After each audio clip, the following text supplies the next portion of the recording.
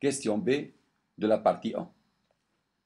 À déterminer l'expression de l'énergie mécanique de ce système à l'instant t, c'est-à-dire après un déplacement x des deux particules.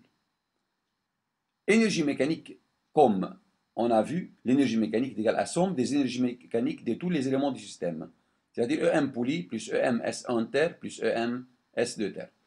EM de la poulie est égal à 0 parce que sa masse est nulle. Pour la particule S1, EC1, EC, c'est-à-dire à l'instant t, est égal à 1 demi M1 V carré. Pour l'énergie potentielle de pesanteur de S1, maintenant S1 occupe cette position. Ah, voilà. Z est plus grande que H1. Plus grande de combien? Plus grande de cette distance. Voilà, de cette distance. Donc il faut additionner à H1 cette distance. Comment calculer cette distance? Comment? C'est l'angle alpha. Voilà, c'est l'angle alpha, comme ici. Angle alpha, angle d'inclinaison. Sinus alpha, ici, sinus alpha est égal opposé sur hypoténuse. Donc l'opposé ici est égal à hypoténuse, c'est-à-dire x fois sinus alpha. Additionnons cette distance x sinus alpha à h1 pour avoir à la fin z1. Z1, voilà, c'est Z1 par rapport au niveau de référence AC.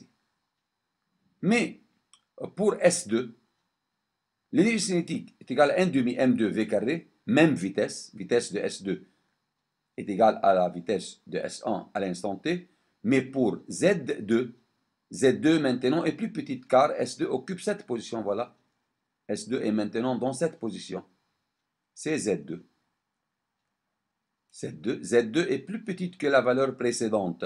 De combien? De x. Donc Z2, avant tout Z2 positif, n'est-ce pas? Z2 positif, car l'objet est situé au-dessus du niveau de référence.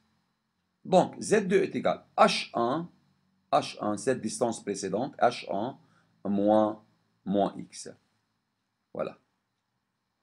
C'est l'énergie donc mécanique, c'est l'expression d'énergie mécanique du système à l'instant t.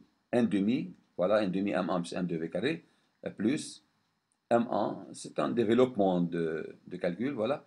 À la fin, on aboutit à cette expression de l'énergie mécanique.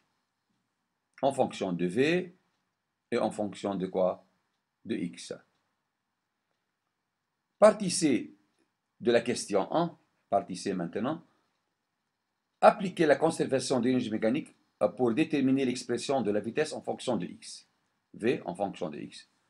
Tout simplement, il faut identifier, il faut écrire EM à l'instant t ici. EM à l'instant t est égal à EM au repos. EM, voilà ici, EM au repos.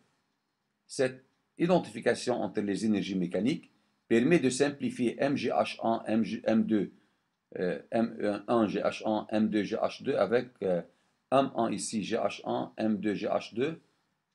À la fin, on arrive à cette égalité. V carré égale 2 fois cette expression. Voilà, en fonction de x. C'est V en fonction de x. Question D de la partie 1, méthode énergétique.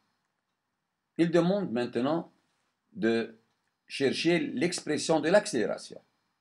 On a cherché dans la question C l'expression de la vitesse, ou bien V carré en fonction de x. Maintenant, à chercher l'expression de A. L'accélération n'est autre que la dérivée de V par rapport au temps, c'est-à-dire V'. Dérivons cette expression par rapport au temps.